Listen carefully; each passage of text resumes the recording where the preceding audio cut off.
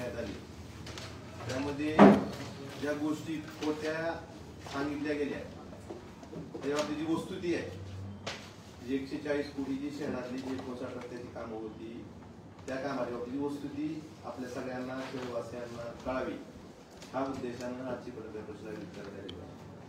त्याबाबत सगळ्यांना माहित आहे की ह्याची प्रशासकीय मान्यता 23 फेब्रुवारी 2024 ला झाली होती या 140 कोटीच्या रस्त्याची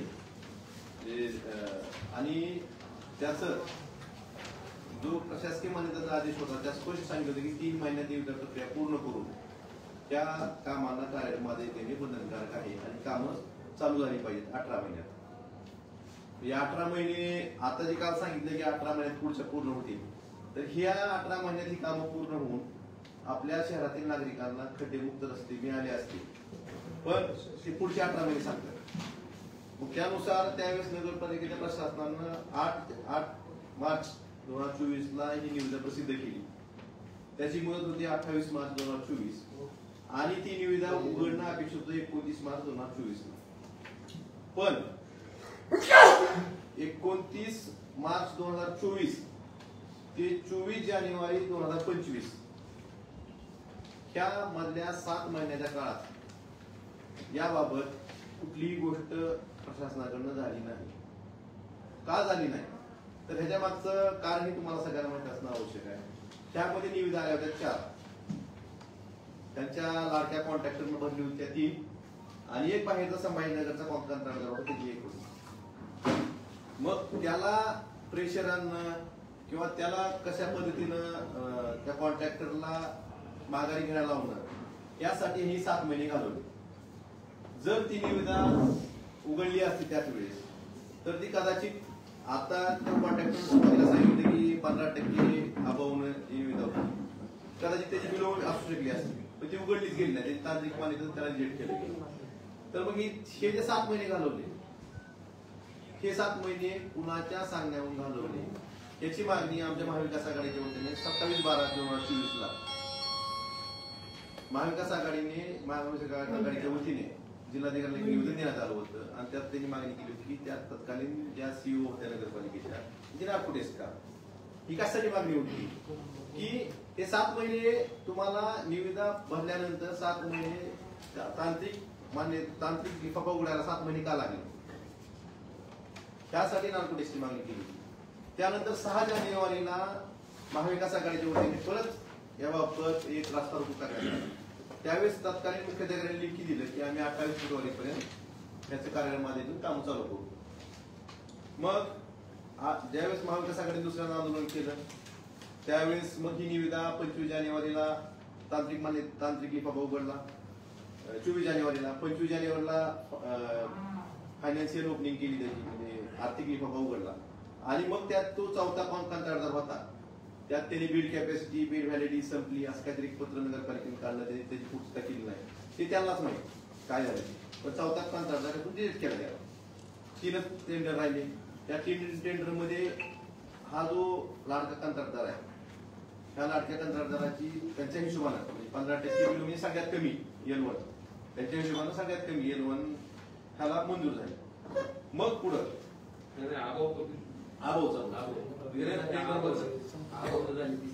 त्यानंतर 15% अभाव त्याने भरली. नंतर 28/4 परत जिल्हाधिकारी कार्यालयासमोर महाविकास आघाडीच्या वतीने उपोषण करण्यात आलं. महाविकास आघाडीच्या 3 पक्षाचे पदाधिकारी उपोषणाला बसले. त्यावेळेस 30 तारखेला पालकमंत्र्यांनी स्वतः येऊन ते उपोषण सोडवलं आणि त्यात पालकमंत्र्यांनी आश्वासन दिलं की त्या बाबतीत लवकरात लवकर आणि उपोषण कशासाठी होतं हे जर आता जी शहरातली काम आहेत की 30% बिलियन बरीच शहरातली कामं चालू आहेत मग 15% अभावनं हे जे टेंडर आहे त्यापेक्षा अंदाजपत्रकदारांनाच हे काम करण्यात यावं आणि लवकरात लवकर काम करण्यात यावं हे आश्वासन पालकमंत्र्यांनी त्यावेळेस उपोषणकर्त्यांना महाविकास आघाडीच्या नेत्यांना दिलं आणि त्यानंतर हे उपोषण सोडण्यात आलं. मग त्यानंतर परत काय झालं 23 मेला एक राज्यस्तरीय प्रकल्प मान्यता समितीची बैठक झाली. त्या समितीचे अध्यक्ष होते डॉक्टर KN गोविंदराज प्रधान सचिव नविदू समिती अध्यक्ष. त्यांनी काय सांगितलं 23 मेच्या ह्याच्यात की त्यांनी जे मुद्दे काढले त्यात त्यांनी शेवटचं म्हणजे हे वाचून दाखवतो मला फक्त की उपरोक्त सर्व बाबी विचारात घेता सदर बाबीची पूर्तता करून सदर प्रकल्पाची विविध मार्गाने फेरनिविदेची राबविण्याची समिती शिफारस केलेली आहे. समितीने शिफारस केली. फेरनिविदा राबवून कुणी सांगितलं? गोविंदराजांनी सांगितलं. मग नंतर प्रधान सचिव नगर विकास त्याच प्रधान सचिवांनी ही किती तारखेला घेतली? ही बैठक होती 23 मे 2025. त्याच प्रधान सचिवाच्या आदेशाखाली 18 सप्टेंबर 2025 ला एक बैठक झाली. त्यात त्यांनी परत काय सांगितलं? त्याच प्रधान सचिवांनी सांगितले की तांत्रिक बाबीची पूर्तता करून उपरोक्त शिफारशीच्या पूर्ततेसह मुख्याधिकारी धाराशिव नगर परिषद यांनी कार्यादेश आदेश निर्गमित करण्यात यावा अशी समिती शिफारस. एकच समिती, एकच अध्यक्ष, दोन वेगवेगळी शिफारशी का? पहिल्यांदा फेरनिविदा काढा म्हणून आणि परत वर पाठवत या म्हणून.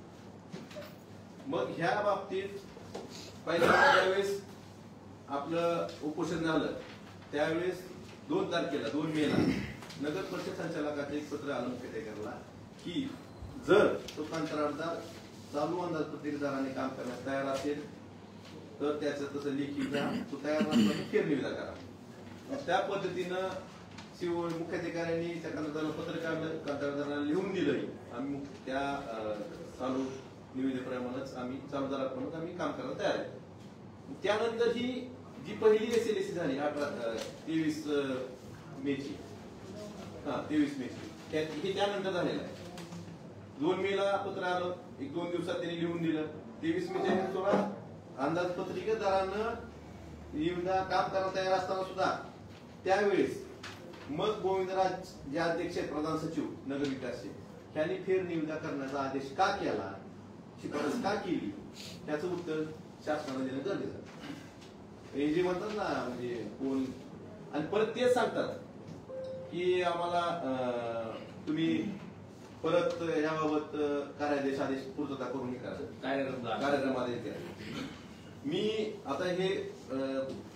मी याबाबत 9/7/25 ला आपलं पावसाळी अधिवेशन चालू होतं त्यावेळेस आपल्या ह्या शहरातल्या कामाची विधानसभेत मागणी केली होती की 18 महिने झाले ही कामं कार्यान्वयनात अजून नाही तर याबाबत चौकशी झाली पाहिजे. हे कशामुळे थांबले ही विधानसभेची मागणी केली होती.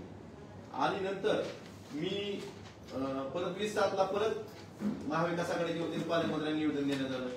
25/7 ला जिल्हाधिकाऱ्यांसोबत महाविकास आघाडीची बैठक झाली, त्यात हा विषय झाला. 21/8 ला मी स्वतः प्रधान सचिव गोविंदराजे हे म्हणजे दोन्ही वेळेस वेगवेगळे बोलले.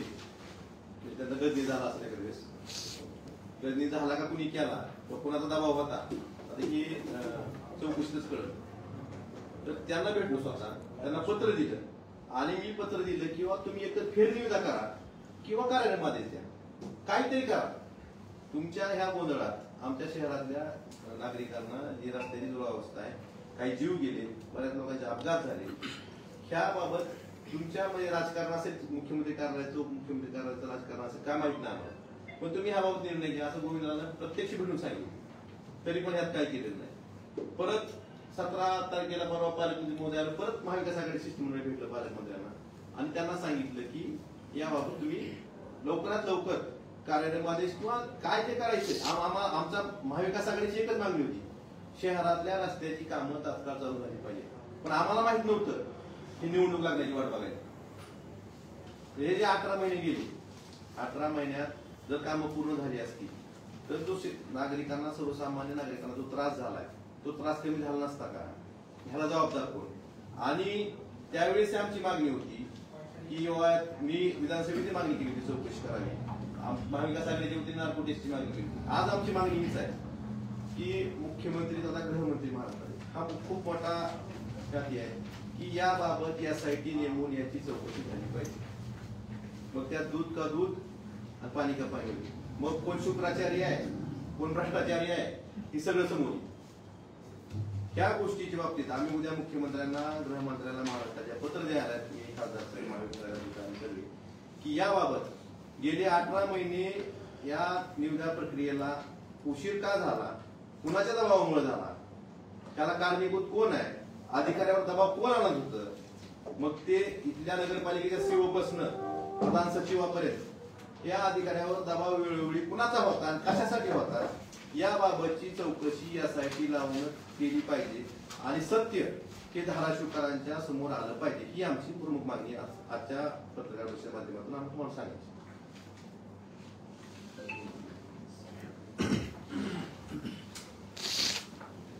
निवेदन प्रक्रियेच्या बाबतीत तर वस्तुस्थिती मान्य आमदार कैलास पाटलांनी तुमच्या सगळ्यांच्या समोर केली आणि 18-19 महिन्याचा जो कालावधी कशामुळे गेला, कारण जे टेंडर वर्कआउट त्या ठिकाणी 3 महिन्याच्या आत पूर्ण करा अशा पद्धतीची ऑर्डर असताना सदरचं टेंडर फ्लॅश केल्याच्या नंतर उघडण्यासाठी 9 महिन्याचा कालावधी का लागला? का मनासारखा कंत्राटदार मनासारखा माणूस तिथं सिलेक्ट होत नव्हता की त्याच्या पाठीमागची अडचण होती? मला वाटते ह्या गोष्टी आणि त्याचबरोबर ज्यावेळेस हे टेंडर 15% अभावनं दिलं गेलं होतं, कारण बाकीच्या नगरपालिकेची जी कामं आहेत ती 30% बिल होणं आता सध्या नगरपालिकेच्या कार्यक्षेत्रात सुरू आहे. असं असताना 140 कोटी रुपयाचं काम त्या ठिकाणी 15% अभावच्या दरानं देण्याच्या बाबतीत कुणी घाट घातला होता, कशामुळे केलं होतं आणि त्याच्यासाठीच हा 8-9 महिन्याचा जो कालावधी आहे तो त्यासाठीच घेतला गेला होता का? या सगळ्या बाबीचा खुलासा व्हावा ही आमची अपेक्षा आहे. आणि ह्याच्यानंतर सुद्धा काल ज्यांनी हे थांबवलं होतं काम, आज त्याला निर्लज्जपणे बिनलाजासारखं कशी लाज कशी वाटत नसेल किंवा आपल्या नाकर्तेपणामुळं आपल्या भ्रष्टाचारी वृत्तीमुळे ही काम 18-19 महिने थांबलंय.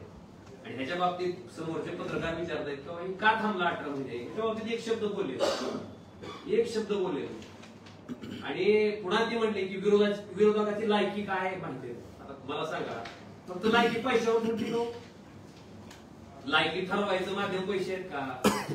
लायकी ठरवायचं माध्यम पैसे नाही, लायकी ठरवायचं माध्यम त्या माणसाची वागणूक असते, त्या माणसाचा स्वभाव असतो, त्या माणसाचं कर्तृत्व असतं. आज त्यांना फक्त आम्हाला एवढं सांगायचंय की तुमची लायकी ही जनतेने ठरवलेली आहे आणि जनतेनं तुमची लायकी 1-1.5 वर्षापूर्वी दाखवलेली आहे. आणि दुसरं, लायकी मोजायची जी पात्रता असते ना ती जनतेचे भ्रष्टाचार करून त्यांना ट्रस्ट हाणून कमवलेल्या पैशावर आणि त्या पैशाच्या माझावर लायकीबद्दल बोलायचं नसते. मला त्यांना एवढं सांगायचंय की त्यांच्यात आणि आमच्यात मूळ फरक हा आहे की ज्या शरद पवारांनी त्यांना 40-42 वर्ष अखंड ह्या जिल्ह्याचं मंत्री म्हणून कायम मंत्रिमंडळात ठेवलं, त्या शरद पवारांची सत्ता गेल्याच्या नंतर एका रात्रीत ही कमळाबाईकडे प्रवेश करते झाले. निष्ठा सोडून, शरद पवारांनी केलेले उपकार सोडून, त्याच्या उलट मी असेल, आमदार कैलास पाटील असतील, आम्हाला आमदारकी सुद्धा दिली. त्याचा आम्हाला कायमस्वरूपी आम्ही त्यांच्या ऋणात राहून संकटाच्या संघर्षाच्या काळात सुद्धा आम्ही उद्योगीला अंतर दिलं नाही. आम्ही त्याच पक्षात राहिलो, बरेच संघर्ष करायची वेळ आमच्यावर आली तरी. आणि दुसरी लायकी मोजायची जी पात्रता आहे, 40 वर्ष तुमचे वडील आणि तुम्ही महाराष्ट्राच्या मंत्रिमंडळात मंत्री असताना त्यावेळेस तर तुम्हाला कोण अडवायला विरोधक नव्हतं ना. मग 40 वर्षात तुमच्या मंत्रिपदाच्या कार्यकाळात हा जिल्हा दरिद्री जिल्ह्याच्या यादीत क्रमांक 3 ला जातो आणि तुम्ही मात्र श्रीमंत खासदाराच्या यादीत देशात क्रमांक 3 ला येता. हे कसं काय शक्य झालं? मला वाटतं ही सुद्धा एक दुसरं परिमाण आहे. 40 वर्ष मंत्री असताना तुम्ही जिल्हा दरिद्री जिल्ह्याच्या यादीत घातला आणि त्याच्या उलट फक्त 2.5 वर्ष आम्ही मंत्री नव्हतो, फक्त आमच्या पक्षाचं सरकार त्या ठिकाणी सत्तेत होतं, महाविकास आघाडीचं, उद्धवजी मुख्यमंत्री होते. 1.5 वर्ष आमचा कोरोनामध्ये गेला. त्या 1 वर्षात आम्ही शासकीय वैद्यकीय महाविद्यालय ह्या धाराशिवला मंजूर करून घेतलं आणि ते चालू झालं. त्याचबरोबर ह्या धाराशिवचा सगळ्यात महत्वाचा कृष्णा मराठवाडा सिंचन प्रकल्पाचा प्राधान्यक्रम, जे आज रामदारा तलाव तुम्हाला दिसतोय, 10 वर्ष झालं बांधून त्या तलावाला, त्याच्यामध्ये धाकटी बॅरेज पासून रामदारा तलावापर्यंत जे कामं प्राधान्यक्रमात नव्हते ते कामं प्राधान्यक्रमात घ्यायचं काम सुद्धा फक्त 2.5 वर्षाच्या सत्ताच्या काळात मंत्री नसताना मी आणि आमदार कैलास पाटलांनी त्या ठिकाणी तो GR काढून ती कामं प्राधान्यक्रमात घेतली. ज्याच्यामुळे आज काही दिसतंय ना ते ही आमची 2 कामं आहेत फक्त 1 वर्षात सत्तेतल्या मंत्री नसतानाची. आणि त्यांच्या 40 वर्षाचा कार्यकाळ तुम्हाला माहिती आहे, दरिद्री जिल्ह्याच्या यादीत धाराशिव नंबर 3 ला. आणि अजून तिसरी एक पात्रता असती लायकी ठरवायची. आज ती जी सांगते ना लायकी, पद्मसिंह पाटलाच्या घराण्यानं ह्या जिल्ह्याला फक्त लुटायचं आणि लुटायचंच काम केलंय, ती सोडून दुसरं कुठलंही काम केलेलं नाही. आणि त्याच्या पुढचं शताब्दीपासून वृत्ती जी असते ती अशी आहे की खासदारकी लागली तर स्वतःची बायको, आमदारकी लागली स्वतः किंवा स्वतःचा मुलगा. आणि दुर्दैव असं आहे की आता स्थानिक स्वराज्य संस्था लागतात आणि स्थानिक स्वराज्य संस्थाला त्या ठिकाणी सामान्य कार्यकर्त्याला आपण संधी देत असतो की त्याला त्या ठिकाणी कुठेतरी वाव राहावा. तिथं सुद्धा अध्यक्षपद ओपन महिलेला राखीव सुटलं की तिथं सुद्धा सामान्य कार्यकर्ता दिसत नाही. तिथं सुद्धा स्वतःची बायकोच त्या ठिकाणी अध्यक्ष व्हावी अशा पद्धतीची भावना ज्या घराण्याची आहे. मला वाटते त्याच्या बाबतीत आणि त्याच्या उलट पक्षी आमच्याकडं, आमच्या पक्षामध्ये आमच्याकडं आज उद्धवजींच्या माध्यमातून कैलासदादा जे सरपंच असलेला माणूस आज त्या ठिकाणी आमदार म्हणून आहे.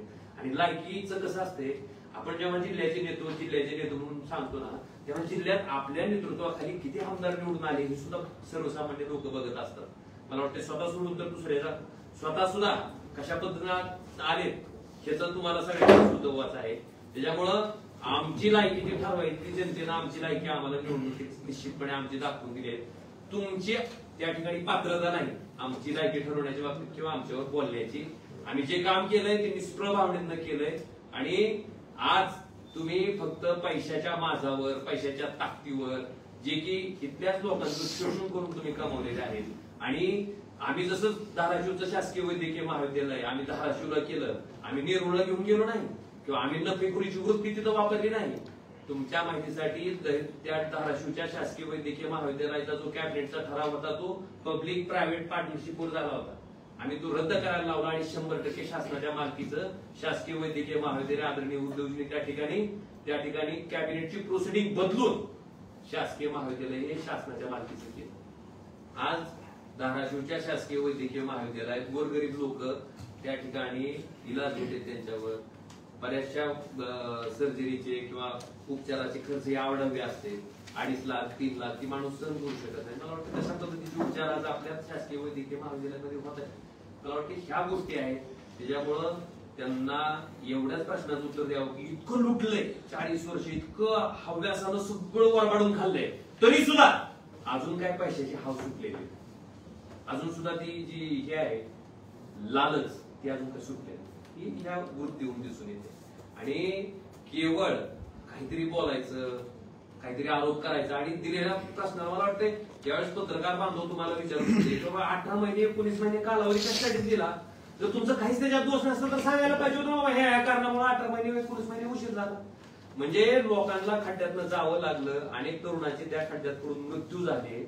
आणि हे सगळं होत असताना त्या ठिकाणी नीचपणे, निर्लज्जपणे स्वतःच्या आर्थिक स्वार्थासाठी जर तुम्हाला थांबत असेल तर मला वाटतं ह्याच्यापेक्षा वाईट वृत्ती आणि वाईट विचार असू शकत नाही.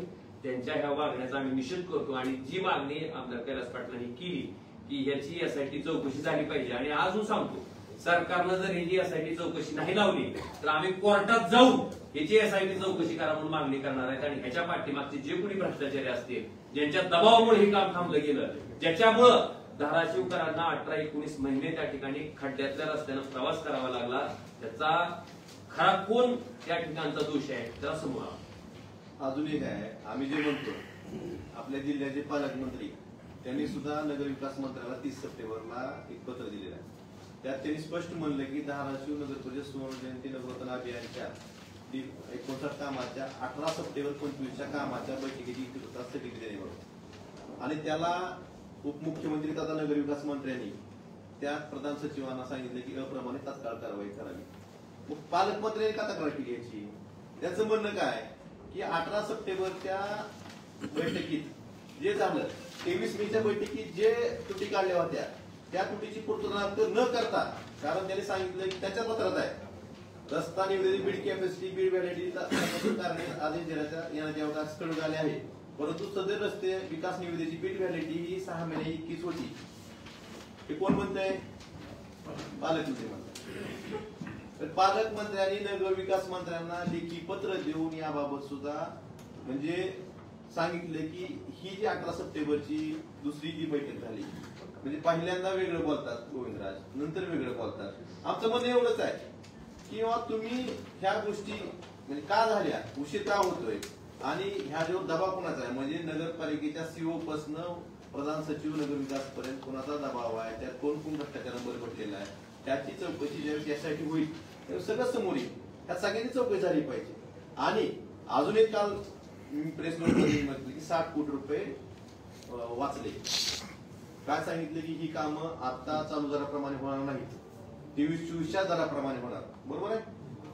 मला त्यांना सांगायचंय की सध्या महाराष्ट्रात जो DSR आहे, दर सूची आहे, ही 22-23चीच लागू आहे.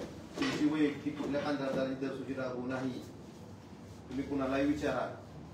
आता जो DSR सध्या लागू आहे सगळ्या डिपार्टमेंटला हा 22-23चाच आहे. त्यामुळे हे 23-24च्या दराप्रमाणे कंत्राटदार काम करणार. म्हणून कंत्राटदाराची पाठ ठोकतायचं किंवा कंत्राटदाराचं कौतुक करायचं, हे जर कोण करत असेल तर मग ह्यात त्यांना अभ्यासात सल्ला सांगायला देतात दुसऱ्याला. ते आता सध्या दर सूची कुठली लागू आहे, 22-23 चालू आहे. आणि तुम्ही काय सांगता की 23-24 प्रमाणात काम होणार आणि यात 60 कोटी रुपये शहरवासियांचे वाचणार. चालू दराप्रमाणे केल्या तर 60 कोटी रुपये जास्त लागले असते. मला काय विचारायचंय, जर चालू दर परत फेर निविदा झाली असती तर बिलो आलं नसतं का? आज शहरातली कामं 30% बिलो नसतात आहेत ना, 30% बिलो. बिलो आले नसते का?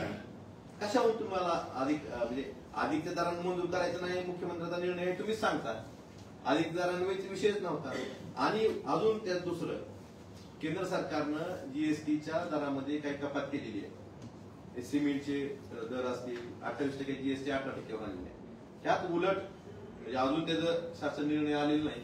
उलट त्या कामाच्या ह्याच्यात वाढ होऊ शकते कामात जीएसटी कमी केल्यामुळे.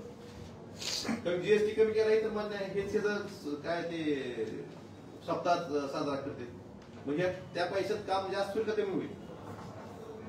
त्यामुळं उगाच काहीतरी पुन्हा बोलता. आपण आपल्या शहरवासियांना भ्रष्टाचारासाठी 18 महिने खड्ड्याच्या गर्दीत लोटलेला आहे. आणि ते जर परत कोणी श्रेय घ्यायचा प्रयत्न करत असेल तर याच्या जेवढं दुर्दैवी कोणीच नाही असं मला वाटतंय. आणि याची SIT चौकशी झालीच पाहिजे. आणि ह्याचं दूध पाणी का पाणी झालं पाहिजे. आमची तयारी आहे, तुम्ही तयारी ठेवा. जर तुम्ही दोषी नाही तर तुम्ही तयारी ठेवा. यासाठी आमची तयारी आहे. त्यांनी काल म्हणले की तारीखवार ठरवा म्हणून तारीखवार आपल्या शिवाय चौकाच्या पुढे नाही तर आई तुळजाभवानीच्या मंदिराच्या पुढे ठेवा म्हणून, म्हणजे देवतरी पुढे ती खरं कोण खोटं कोण तिथं सिद्ध. माझी तयारी आहे. कधी माझी कैलास पाटलाची आमच्या दोघांची बी तयारी आहे. या म्हणून चर्चेला काय हरकत नाही. समोर बसून करू ना चर्चा. तिथून उठून कोणतरी टिलू पाठवायचं, त्या टिलूनं पुन्हा पिलू करायचं. त्याच्यापेक्षा समोरासमोरच बसू, समोरासमोर बसू आणि करू. ह्याच्या त्यांचं म्हणणं आहे, त्यांचं आव्हान आहे ना की बाबा समोरासमोर या समोरासमोर काय हरकत नाही. कधी बसायचं सांगा, तारीख वार वेळ ठरवा. कारण मागच्या वेळेस हे तुम्ही हा साक्षीदार काय झालं त्याच्यात तारीख वार वेळेस.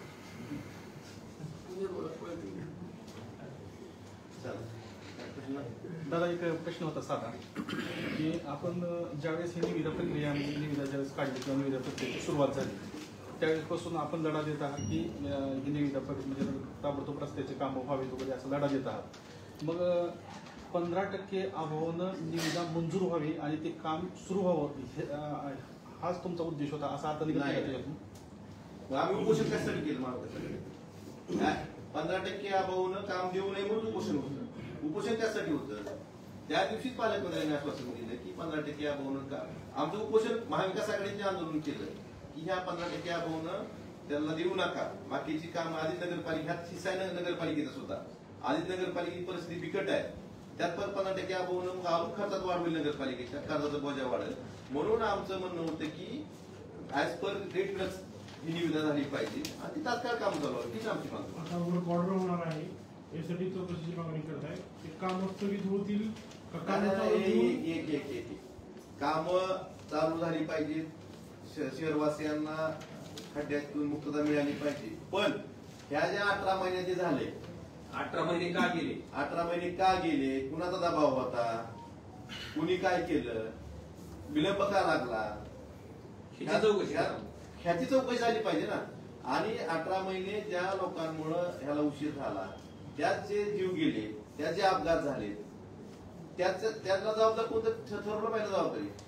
त्यात चौकशी तर आम्ही आलो तर आम्ही दोषी ठरतो. ही चौकशी झाली पाहिजे. आम्ही यासाठीची मागणी करतो. होईल असं वाटतं म्हणूनच आम्ही बरोबर यांनी जर नाही केली तर आम्ही स्वतःहून कोर्टात जाणार आहे आणि कोर्टाकडनं मागणी करणार आहे. आणि एक सगळ्यात महत्वाचा यातला गंभीर विषय, नगर विकासाचा प्रमुख सचिव, नगर विकास विभाग 2 त्याच विभागाचा सचिव पहिल्यांदा बैठक घेतो आणि त्या बैठकीत सांगतो की फेरनिविदा प्रक्रिया राबवा, आणि तोच सचिव परत दुसऱ्यांदा बैठक घेतो आणि त्यावेळेस सांगतो की तुम्ही कार्यारंभ आदेश द्या. नेमकं काय झालं होतं, कशामुळं? म्हणजे सचिव नावाचा प्राणी तर काय वेडा नसतो की, कशामुळे बदल झाला त्यांच्या मनात, काय परिवर्तन झालं? बरं, फेरनिविदा काढा म्हणून सांगणारा सचिव सांगतो की तुम्ही कार्यारंभित आदेश द्या. का? पण नगरपालिकेवर तुमची सत्ता असताना तुम्ही ड्रेनेजची योजना आणली आणि त्याच्यामुळे शहरातल्या नागरिकांचं नुकसान झालं असं तुमचं मत आहे? कुणाचं ड्रेनेजची योजना आणली म्हणून शहरातले रस्ते खराब झाले म्हणून तुम्ही टेंडर आणला म्हणजे जहारीतले शुक्राचार्य मग जहारीतला कोण शुक्राचार्य तर सांग की. शुक्राचार्य भ्रष्टाचार्य कोण आहे? सगळ्यांनी म्हणा. समजा ड्रेनेजमुळे रस्ता खराब झाला म्हणून हे मंजूर असलेले रस्ते होऊ द्यायचे नाही आणि नागरिकांना त्रास होऊ द्यायचा, आणि परत आमच्यावर शब्द द्यायला मोकळे की हे ड्रेनेजमुळे रस्ते खराब झाले. ह्यातून कळते ना कोणाचा उद्देश काय होता ते. राजकारणासाठी सर्वसामान्य नागरिकाला त्रास द्यायचा जो उद्देश होता त्यांच्या स्वतःच्याच वाक्यातून किंवा स्वतःच्या बोलण्यातून सिद्ध झालं. लाडक्या कंत्राटदाराला मिळाले. कोण आहे कंत्राटदार? कोण आहे? लाडका कंत्राटदार शोध घ्या की तुम्ही तेवढी सगळं आम्हाला एवढा तर अभ्यास करा की. तुम्हाला लय अभ्यास करायला लावते, तुम्ही घ्या शोध घ्या. सोशल मीडियावरती एक पोस्ट व्हायरल होती, म्हणजे विरोधक सत्ताधारी जे आता आहेत की आपण 10 वर्ष, त्या 10 वर्षामध्ये 2.5 वर्ष आपली सत्ता होती, त्यावेळेस आपण जिल्ह्यासाठी व या 10 वर्षात जे आपण संघर्ष करतात त्यामध्ये जिल्ह्याच्या विकासासाठी आपण काय केलं असं ते सोशल मीडियावरती उशीर आलो काय?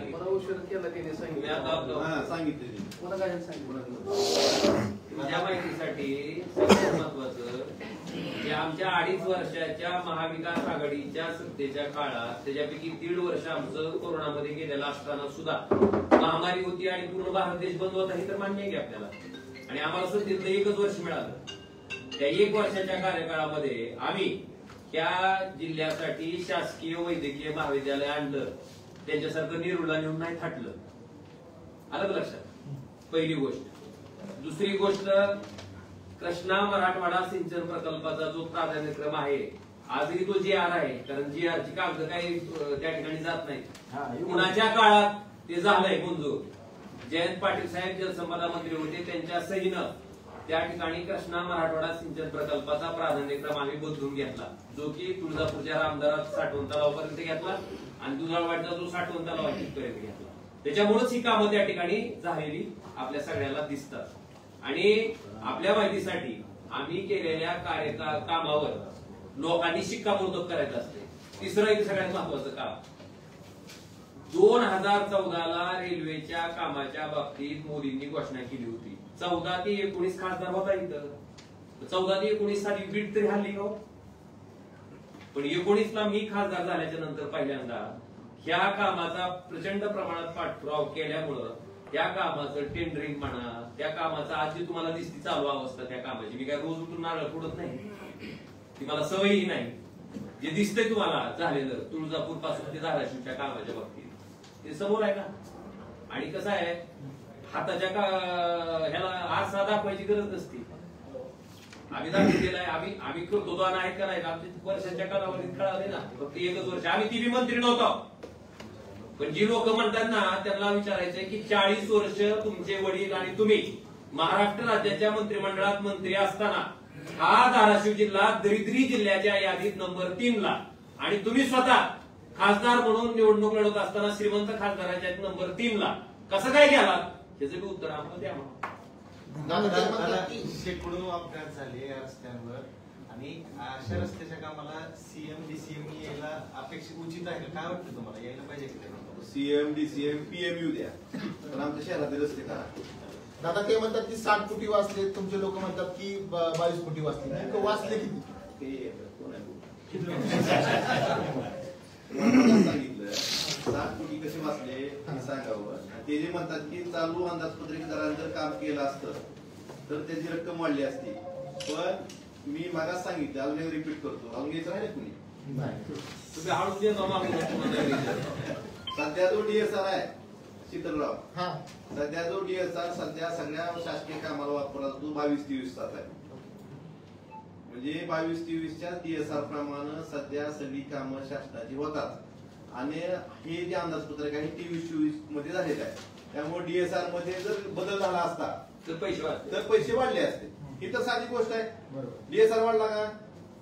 DSR नाही वाढलेला. 23-24चा जो DSR होता तोच आज पण आहे.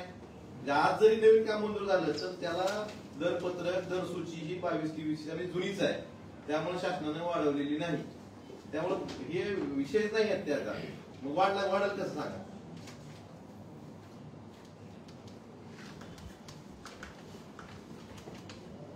झालं. आणि आमचा मूळ प्रश्न इतकाच आहे की गल्ली पासून ते दिल्ली पर्यंत आपल्या पक्षाचं सगळीकडे सरकार असताना त्या निविदा प्रक्रियेला 18 महिन्याचा विलंब का झाला एवढ्याच मुख्य प्रश्नाचं उत्तर त्यांनी द्यावं. म्हणजे आणि ह्याच मुद्द्यावर आपल्याला समोरासमोर आणि समोर समोर आमने सामने तुम्ही द्या. पुन्हा पळून आणि ती शिकुर्डी पाठवायची नाही दुसरी. स्वतः यायचं स्वतः चर्चा करायची. आमची तयारी. सरकारनं शेतकऱ्यांना मदत उशिरा केली असं म्हणलं जातं.